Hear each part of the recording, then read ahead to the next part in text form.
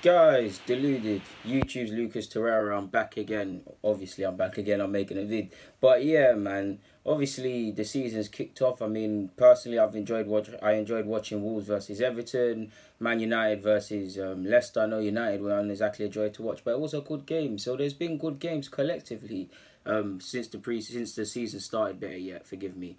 But obviously, as Arsenal fans, the big one's us now against Manchester City. I mean, Arsenal fans, you could probably say we're probably more. It'll probably get killed down by 5:45, but we're probably more optimistic than we've ever been going into City because of the new manager and all them things. But if you look at it in just purely a sporting front, you can say you'll be pushed to have some sort of optimism away from just hoping on Unai Emery's new tactics and all them things in regards to beating Manchester City. At best, we would take a point. Of course, we'd love to win, and winning is not impossible on the basis that until the game's been played, might look silly after, but until the game's been played. But yeah, my reasoning, if I look at it, I don't see how we win this. Of course, I want the boys to go out there to be fearless. Not just fearless doesn't mean 11 man running up in the field. I mean, believe you deserve to be on the pitch. Believe you can match these boys in every challenge, in every pass, etc. And if we lose, it is what it is. Of course, it'll be bitter, but there's no good way to lose a football match, of course, people. But definitely, if you're an Arsenal fan, we just look at the many cities, the Everton's 2 years ago or so, City 2 years ago, Watford last year. There's many stupid. The Stoke last year, Bournemouth. There's many silly wherever we haven't lost, we've dropped points in a silly fashion, and when we've lost, typically as Arsenal fans, it's not been a thing where we've just simply lost to the better team. Obviously, the better team's won, but if we haven't lost to the better team, we've shot ourselves in the foot. People haven't been switched on defensively. We've lost markers. We've been hit on counters, cheap things like that. Now, if that happens against City, I'm going mad, people, of course. But if it's a thing where we match City, we do what we need to do, and their players make the difference, and they take the 3 points. Of course, it's a bitter pill to swallow. But we lost to the better team. I want to win. I expect to lose. I have small hope for a win and a draw. But one thing I need to see is now the talking's done. You're seeing Arsenal. I don't know why we keep doing it on the Twitter account, doing them tweets about the new beginning and all these things, just triggering fans if it goes wrong. And we know a lot of fans are going to poke fun at us, obviously, for things like this and everything if it doesn't go well. But yeah, we haven't been. Some other teams have been nice. We haven't been given a chance in regards to the fixture list. I know Chelsea looked good yesterday as well. There's a lot to improve. I know Surrey wasn't happy, but we got them next week. We've got Manchester City. Every time we've come against them, we fall short. I mean, Unai Emery's record is against Pep Guardiola's isn't exactly the best. I mean, it's been, 10 games, 6 losses and 4 draws.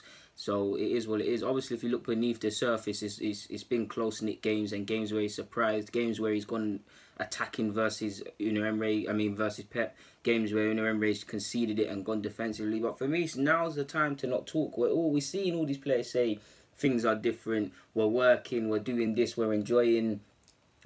Now's the time to see it. It's down to, for me personally, I have hope for top four, of course, because I've said before, I believe everyone in the top six can get top four if you go on a run of games, if you win games and you remain motivated, things that have been lacking from Arsenal.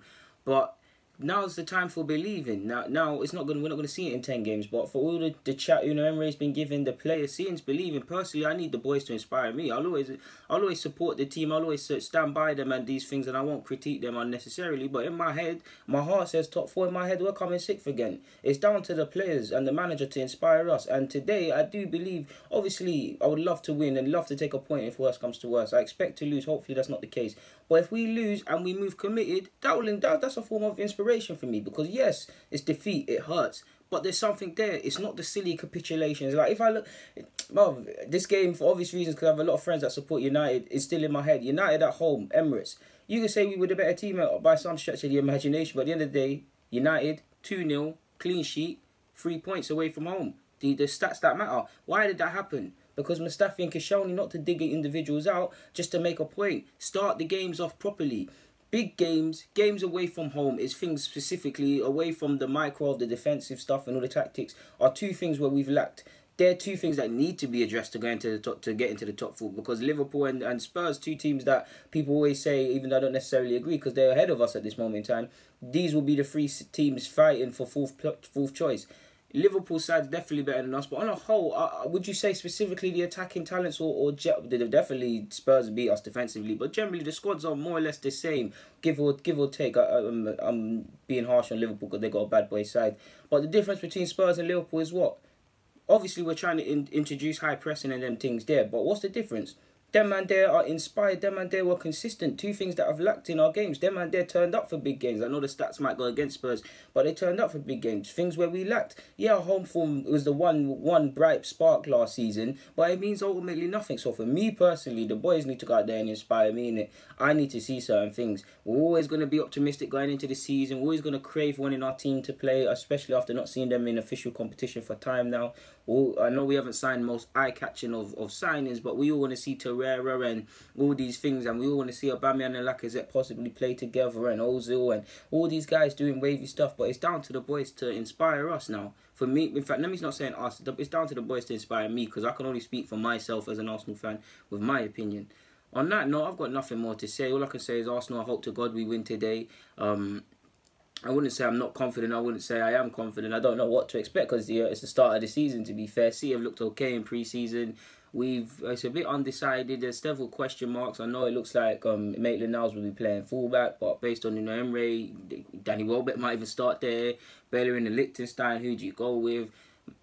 In goal, it probably checked, but Leno and him are tight, healthy competition. Centre-half, the most concerning. Who do you start? There's not one person at this moment in time in August that screams I deserve to start ahead of everybody, or I'm the overwhelming choice for centre half. Like if you look at, well, Spurs are lucky they've got Toby if he gets over the nonsense he's been going with, Jan Vertonghen and Davinson Sanchez. Liverpool, fair play, they've got Van Dijk and I like Joe Gomez, but I don't really rate the rest. Chelsea, he didn't start, but they've got Christensen and them man there. City, they've got their talents. United have Bailly for all his injury stuff. There's someone, you get the point, people. It doesn't matter what team. There's someone you can kind of pinpoint is the best centre half in that team, or you can kind of get some confidence from him. Currently, I can't see that with Arsenal. I want Mustafi. I got a lot of time for Mustafi, but I've given up on him. I was happy when we signed him. He's shown in patches, but on a general basis, he hasn't convinced. He's got the leader principles and them things, but he hasn't convinced for me. Holding, I love him. He's still young. Socrates, I'm not going to get at you.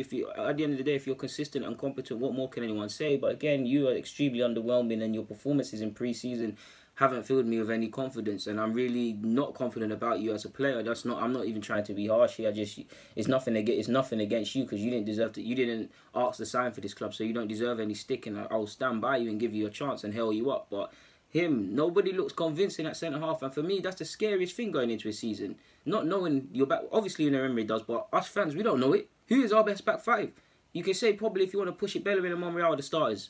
And maybe Cole on the basis of pre-season, if you just want to be technical. But by that logic, you can say Liechtenstein, you can say Maitland-Niles, you can say, well, centre-half, I've just said it. So, in short, it's down to the boys, man. It's just, I guess this is some sort of rally cry, man. I just want to see, leave that pitch with blood, sweat and tears. Like, everybody leave that pitch knowing you've given everything. That's all I can ask for. If any player, because too often than not, people are at this club, game in, game out, I'm pretty sure they could leave that football pitch and look themselves in the mirror and say they haven't left it all in the ring and left it all on that pitch. I want it to be a case of course you're going to have bad games in the season where things haven't gone right, where you can't really explain stuff, but it's about minimising them. These things happen almost every week for Arsenal.